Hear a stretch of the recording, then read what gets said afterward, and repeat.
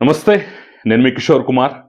ఈ వీడియో మీరు మొదటిసారి చూస్తున్నట్లయితే మన ఛానల్‌లో దయచేసి ఈ ఛానల్‌ని సబ్స్క్రైబ్ చేయండి. అదేవిధంగా మీకు కింద హైప్ బటన్ కనిపిస్తే దాన్ని ప్రెస్ చేసి మాకు పాయింట్లు ఇవ్వటం కూడా మర్చిపోకండి. మీ ప్రోత్సాహమే మాకు కొండంత బలాన్నిస్తుంది. ఈరోజు ఒక సీరియస్ ఇష్యూ గురించి మాట్లాడే ప్రయత్నం అయితే చేస్తాం. ఆల్రెడీ నిన్నటి నుంచి మీరు చూసే ఉంటారు సోషల్ మీడియాలో పెద్ద ఎత్తున కొన్ని వైరల్ క్లిప్స్. నటి పూనం కౌర్ ఒక ఛానల్కి ఇచ్చినటువంటి ఇంటర్వ్యూలో మాట్లాడినటువంటి అంశాలు ఇప్పుడు ప్రధానంగా చర్చనీయాంశం అవుతున్నాయి. ఖచ్చితంగా దీని గురించి మాట్లాడాలి, విశ్లేషించాలి అనేటటువంటి ప్రయత్నం అయితే నేను చేస్తున్నాను. వైసీపీ ఎందుకు ఓడిపోయిందని చెప్పేసి చాలామంది అనేక సందర్భాల్లో అనేక విశ్లేషణలు చేశారు. ఇదిగో ఇలాంటి పనుల వల్ల, ఇలాంటి కార్యక్రమాల వల్ల, ఇలాంటి పాపాల వల్ల, ఇలాంటి వాళ్ళ శాపాలు తగలటం వల్ల అని చెప్పేసి మాలాంటి వాళ్ళం కూడా పదే పదే చెప్తూనే ఉన్నాం. ఏంటంటే ఆవిడ చెప్పిన అంశాలు ఒక్కసారి క్లుప్తంగా నేను వివరించేటటువంటి ప్రయత్నం, అంటే చూడని వాళ్ళు, తెలియని వాళ్ళ కోసం కొంత డీటెయిల్డ్గా చెప్పేటటువంటి ప్రయత్నం అయితే నేను చేయబోతున్నాను. పూనం కౌర్ ఆ ఇంటర్వ్యూలో మాట్లాడుతూ, కడప నుంచి కొంతమంది నన్ను అప్రోచ్ అయ్యారు, వచ్చి నా మీద పెద్ద ఎత్తున ఒత్తిడి తీసుకొచ్చారు. ఏమని ఒత్తిడి తీసుకొచ్చారు? ఒక పెద్ద స్టార్ హీరోకి వ్యతిరేకంగా మాట్లాడమని, ప్రెస్ మీట్లు పెట్టమని, ఆ స్టార్ హీరో తన జీవితాన్ని నాశనం చేసినట్లుగా బహిరంగపరచమని చెప్పేసి పెద్ద ఎత్తున ఒత్తిడి తీసుకొచ్చే ప్రయత్నం చేశారు. ఆ ఒత్తిడి తీసుకొచ్చేటటువంటి క్రమంలో తాను అలా చెయ్యను అని చెప్పేసి నమస్కారం పెట్టేశాను. కొంతమంది ఫోన్లు చేశారు, కొంతమంది డైరెక్ట్గా వచ్చి మాట్లాడారు కడప వ్యక్తులు. ఆ సందర్భంలో నేను కుదరదని చెప్పేశాను. ఫస్ట్ ఈ యొక్క ఈ ఒప్పించేటటువంటి ప్రయత్నంలో మామూలుగా మాట్లాడారు, తర్వాత సామధాన దండోపాయాలన్నట్టుగా బెదిరించే ప్రయత్నం చేశారు, డబ్బులు ఆఫర్ చేశారు, పదవులు ఆఫర్ చేశారు. ఇవి దేనికి, డబ్బులకి పదవులకి దేనికి నేను లొంగలేదు, నేను అలా ప్రెస్ మీట్ పెట్టి మాట్లాడనని చెప్పేసి కరాఖండిగా చెప్పిన తర్వాత, కుండబద్దలు కొట్టిన తర్వాత వాళ్ళు చివరికి బెదిరింపులకు దిగారు అని చెప్పేసి కూడా ఆవిడ ఆవేదన వ్యక్తం చేసింది. ఏం బెదిరింపులు తెలుసా? నువ్వు గనక మేము చెప్పినట్లుగా చేయకపోతే, ప్రెస్ మీట్ పెట్టకపోతే, ఆ వ్యక్తికి వ్యతిరేకంగా మాట్లాడకపోతే మేము నీ న్యూడ్ ఫోటోలు, న్యూడ్ వీడియోస్ రిలీజ్ చేస్తాము అని చెప్పేసి అయితే బెదిరించి మరీ వెళ్ళాడు. ఎంత దారుణం, ఎంత అన్యాయం, ఎంత ఘోరం, ఎంత పాపం. నిజంగా ఆవిడికి ఆ వ్యక్తి గురించి ఏమన్నా ఇబ్బందులు ఉంటే వీళ్ళెవరో అప్రోచ్ అవ్వక్కర్లా, వీళ్ళెవరో వచ్చి మాట్లాడక్కర్లా, వీళ్ళేదో డబ్బులు పదవులు ఆఫర్ చేయక్కర్లా. ఆవిడే తన అభిప్రాయాన్ని, తన బాధని, తన ఆవేదనని వ్యక్తం చేశారు. ఆ బాధ కానీ, ఆవేదన కానీ, ఆ యొక్క అంశం కానీ ఏది లేనప్పుడు ఆవిడికి ఆ వ్యక్తికి వ్యతిరేకంగా ప్రోత్సహించేటువంటి ప్రయత్నంలో భాగంగా, అంటే బురద జల్లే ప్రయత్నంలో భాగంగా ఇన్ని రకాలుగా హింసించి, ఇంతగా హ్యూమిలియేట్ చేయటం అనేది దారుణమైనటువంటి విషయం.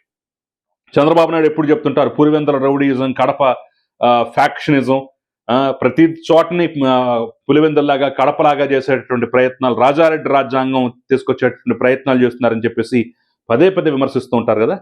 ఇదే ఈయన ఒక నటీమణిని పట్టుకొని ఈ రకంగా హింసించి, వేధించి, బెదిరించి, ఆ స్టార్ హీరోకి వ్యతిరేకంగా ప్రెస్ మీట్లు పెట్టాలని చెప్పేసి, మాట్లాడాలని చెప్పేసి ప్రోత్సహించటం, బెదిరించడం అనేది నిజంగా రాజారెడ్డి రాజ్యాంగం అని చెప్పేసి అనటంలో సందేహం అన్నా ఉందా? వాళ్ళ ఫ్యాక్షనిజాన్ని, వాళ్ళ దుర్మార్గాన్ని, వాళ్ళ క్రూరమైన మనస్తత్వాన్ని ప్రతిబింబించడం తప్ప మరేమన్నా ఉందా? మీ అందరికీ ఇప్పటికే అర్థమైపోయి ఉంటుంది, ఆ స్టార్ హీరో మరెవరో కాదు, పవన్ కళ్యాణ్. ఎందుకంటే వాళ్ళకి రాజకీయ ప్రత్యర్థిగా ఉన్నాడు కాబట్టి, కంట్రోనర్స్గా మారాడు కాబట్టి. వీళ్ళు అనేక విమర్శలు, అంటే ఆయన ప్రభంజనాన్ని తట్టుకోలేక, ఆయన చేసే విమర్శలను తట్టుకోలేక, ఆయన కార్యక్రమాలకి, సభలకి, మీటింగులకు వచ్చేటటువంటి జన సందోహాన్ని చూసి భయపడిపోయి పవన్ కళ్యాణ్ నిర్వీర్యం చేయకపోతే, నిలువరించకపోతే మనకి ఇబ్బందులు తప్పు అనేటటువంటి భావనతో ఒక్కొక్క అస్త్రం బయటకు తీశారు. ఆ క్రమంలోనే చిన్నపిల్లల మీటింగులో ఏదో విద్యా కానుకో, లేదంటే ఫీజు రీంబర్స్మెంట్ సంబంధించినటువంటి ఏదో ఒక ప్రోగ్రాం పెడితే, మీటింగ్ పెడితే, అక్కడ కూడా పిల్లల ముందు నా వెంట్రుకు కూడా పేకలేరు, పవన్ కళ్యాణ్ నలుగురు పెళ్ళాలను మారుస్తాడు, కార్లు మార్చినట్టు మారుస్తాడని చెప్పేసి అనేక సందర్భాల్లో అక్కసు వెళ్ళబోసుకున్నారు జగన్మోహన్ రెడ్డి. అది చాలదన్నట్టుగా ఇలాగా పవన్ కళ్యాణ్కి వ్యతిరేకంగా ఈ రకంగా ఒక నటీమణిని ఆపోజిట్గా దింపి, తన జీవితాన్ని పవన్ కళ్యాణ్ నాశనం చేశాడు, తనకు అన్యాయం చేశాడని చెప్పేసి ఈవిడ చేత బురద చల్లించి, దాన్ని విస్తృతంగా ప్రచారం చేసి, రాజకీయంగా పూర్తిగా నిర్వీర్యం చేసి కొలాప్స్ చేద్దామనేటటువంటి ఆలోచన, కుట్రని రచించారు. దానికి కడప గోండాలు అనుకోవాలా, రౌడీలు అనుకోవాలా, వాళ్ళ మనుషుల కింద లెక్కేయాలా, మరి దేని కింద లెక్కేయాలా, కాసేపు తీసి పక్కన పెడితే వాళ్ళ చేత బెదిరింపు ప్రయత్నాలు అయితే జరిగాయి. ఇది మొదటి ఘట్టం అయితే ఆవిడ ఇంకో మాట కూడా చెప్పింది. ఈ పాచికలేవి పారకపోయేసరికి చివరికి పోసాని కృష్ణమురళి వంటి వాళ్ళు రంగంలోకి దిగి తన పేరుని తనని ఇండైరెక్ట్ గా వాడుకొని పవన్ కళ్యాణ్ వ్యక్తిత్వాన్ని హననం చేసేటటువంటి ప్రయత్నం అయితే మరో రకంగా చేశారు. చాలా మంది చూసే ఉంటారు. ఒక వైరల్ క్లిప్ ఆ రోజుల్లోనే పెద్ద ఎత్తున పవన్ కళ్యాణ్ కి వ్యతిరేకంగా పోసాని కృష్ణమురళి మాట్లాడినటువంటి మాటలు పెద్ద ఎత్తున వైరల్ అయ్యాయి. చాలా మందికి తెలుసుంటుంది. నీకు ముగ్గురు పెళ్ళాలేనా అంటే ఆయన ఏం మాట్లాడాడు నేను చెప్తున్నా. నీకు ముగ్గురు పెళ్ళాలనా, నలుగురు లేరా? ఉన్నారు, నలుగురు ఉన్నారు, ఐదో వాళ్ళు వెయిటింగు. ఒక పంజాబీ హీరోయిన్ని బాగుంటుంది, సినిమా మీద ప్రేమతోటే ఆ అమ్మాయి వచ్చింది సినిమా ఇండస్ట్రీకి, సినిమా నటయింది, ఆవిడ మీద నువ్వు కన్నేసావు, లవ్ అన్నావు, ప్రేమిస్తున్నానన్నావు, పెళ్లి చేసుకుంటానన్నావు, చివరికి స్టమక్ చేశావు, వదిలేసావు అని చెప్పేసి ఇష్టం వచ్చినట్లుగా అంటే పంజాబీ హీరోయిన్ని అంటే పూనం కౌర్ని ఉద్దేశించి, ఆవిడ పంజాబీ కాబట్టి పూనం కౌర్ని ఉద్దేశించి ఈ రకంగా మాట్లాడి పవన్ కళ్యాణ్ కడుపు చేశాడు ఆవిడికి అనేటటువంటి అర్థం వచ్చేలాగా డైరెక్టర్నే మాట్లాడేశారు. అక్కడ పూనం కౌర్ అనేటటువంటి పేరు ఆ సందర్భంలో తీయలేదు. ఆ తర్వాత వేరే ఇంటర్వ్యూ కూడా ఉంది, వేరే ఒక ఛానల్కి ఇచ్చినటువంటి ఇంటర్వ్యూలో ఆ యాంకర్ డైరెక్ట్ గా అడిగాడు, పూనం కౌర్ మీకు వచ్చి చెప్పుకుంది, తన బాధ చెప్పుకుంది అన్నారు. ఇప్పుడు ప్రెస్ మీట్ లోనేమో నీకు నిఘా వర్గాలు ఉన్నట్టు నాకు కూడా నిఘా వర్గాలు ఉంటాయి, నాకు కూడా చెప్పారు, నువ్వు ఇట్లా చేసావని చెప్పేసి నాకు కూడా తెలిసిందని చెప్పేసి మాట్లాడాడు. అక్కడ డైరెక్ట్ ఓపెన్ అయిపోయాడు. ఇంకో ఇంటర్వ్యూలో డైరెక్ట్ ఓపెన్ అయిపోయాడు. పూనం కౌర్ జీవితాన్ని ఇలా నాశనం చేశాడు పవన్ కళ్యాణ్ అని చెప్పేసి ఆవిడ మీకు వచ్చి చెప్పుకుందా, మరి పవన్ కళ్యాణ్ ఎందుకు మీరు ఇది చేయలేదు అది చేయలేదు అని చెప్పేసి అతను గట్టిగా మాట్లాడితే, ఇది నిజమని చెప్పేసి మేము ఎలా నమ్మాలి అని చెప్పేసి గట్టిగా ప్రశ్నిస్తే, ఓ పని చేయి, ఇప్పుడు నన్ను ఎలాగో తీసుకొస్తున్నావో ఈ ఇంటర్వ్యూకి పవన్ కళ్యాణ్ కూడా అలాగే ఇంటర్వ్యూకి తీసుకురా, పూనం కౌర్కి నేను కడుపు చేయలేదని చెప్పేసి అతని చేత అవసరమైతే ఒక స్టేట్మెంట్ తీసుకో, ఆ తర్వాత అతని చేత ఒక లెటర్ రాయించుకో, ఆ లెటర్లో నార్కో అనాలిసిస్ టెస్ట్కు నేను సిద్ధం అని చెప్పేసి రాతపూర్వకంగా తీసుకో, నన్ను పవన్ కళ్యాణ్ పక్క పక్కన పెట్టే నార్కో అనాలిసిస్ టెస్ట్ చేసేయి, విషయాలు ఏంటో బయటపడతాయని చెప్పేసి ఆ ఇంటర్వ్యూలో మరో మాట మాట్లాడాడు. ఈ ఇంటర్వ్యూల తర్వాత ఈ ప్రెస్ మీట్, ముఖ్యంగా ప్రెస్ మీట్ తర్వాత, ఫస్ట్ ప్రెస్ మీట్ తర్వాత ఎప్పుడుకో లాస్ట్ లో ఇంటర్వ్యూ అనమాట, ఈ ప్రెస్ మీట్ పెట్టి ఈ రకంగా పంజాబీ హీరోయిన్ కడుపు చేసావు అది ఇది చేసావు అనే మాటలు మాట్లాడిన తర్వాత ఆవిడ జీవితం ఇంకా దారుణంగా మారిపోయింది. పెళ్లి సెటిల్ అయింది కూడా ఈ ఇంటర్వ్యూల తర్వాత ఆ పెళ్లి క్యాన్సిల్ అయిపోయింది. స్టిల్ ఇప్పటికీ ఆవిడ వైవాహిక జీవితంలోకి అడుగు పెట్టలేకపోయింది. ఒక రకంగా ఆవిడ జీవితం నాశనం అయిపోయింది అనుకోవచ్చు వీళ్ళ వల్ల. ఓ పక్క నువ్వు పవన్ కళ్యాణ్కి వ్యతిరేకంగా మాట్లాడి డబ్బులు ఇస్తాం, పదవులు ఇస్తాం, అది చేస్తాం, ఇది చేస్తాం, మా మాట వినకపోతే నీ న్యూడ్ వీడియోలు, న్యూడ్ ఫోటోలు రిలీజ్ చేస్తాం అని చెప్పేసి ఆ బెదిరింపు. ఆ పాచిక పారకపోయేసరికలా పోసాని కృష్ణమురళి వంటి వాళ్ళ చేత ప్రెస్ మీట్లు పెట్టించి ఈవిడిని ఇండైరెక్ట్ గా తీసుకొచ్చి ఈవిడ జీవితాన్ని బద్నాం చేసేటట్టుగా, పవన్ కళ్యాణ్ మీద ఇది చేసేటట్టుగా ఇంకో రకమైన ప్రాపగాండా. ఈ రెండిటి మధ్య నలిగిపోయింది పాపం పూనం కౌర్ అనేటటువంటి సినిమా హీరోయిన్. ఆవిడ జీవితం పాపం పెళ్లి సెటిల్ అయింది కూడా ఆగిపోయి పెళ్లి జరక్క నాశనమైనటువంటి పరిస్థితి. ఇప్పుడు ఆవిడ జీవితానికి ఎవరు సమాధానం చెప్పాలి? ఆవిడ కుటుంబానికి ఎవరు సమాధానం చెప్పాలి?